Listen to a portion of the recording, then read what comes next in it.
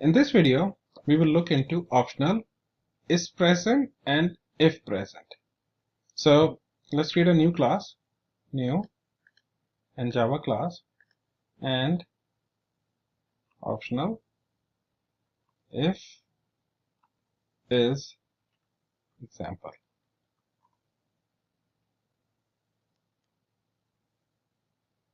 And let's create public static void main.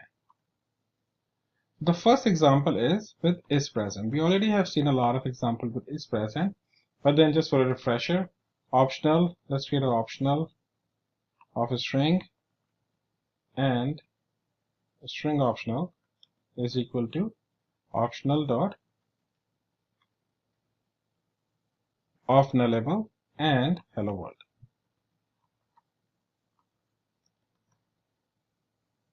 Now if the string optional dot is present, then print out string optional. So we have been doing this for a long time using checking with isPresent. So in this case, it will check if the value is present, then it will print out this system out string optional is this, otherwise it won't do anything. Now there is another method which is present, which is called as IfPresent. And what IfPresent does is that, let's take example, string optional dot IfPresent. It basically takes a consumer as an argument. So in this case, just type in IfPresent, and a consumer, if you remember, consumer basically takes argument and does not return anything. So just type s, and it will give you option to create a lambda expression, and here we'll be doing nothing but just printing out the variable.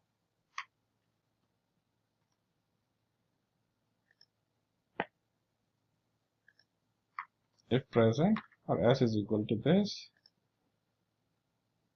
Now let's run this example.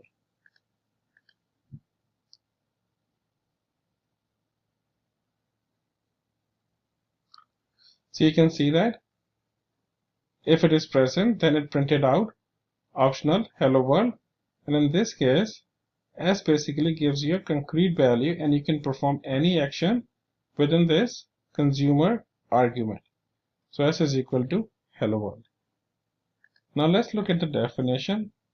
For more clarity, hit Control on Windows and click on the hyperlink. If a value is present, perform the given action with the value, otherwise does nothing. If present, provide a consumer, and you can do anything with a consumer, like calling other programs or initiating some other actions.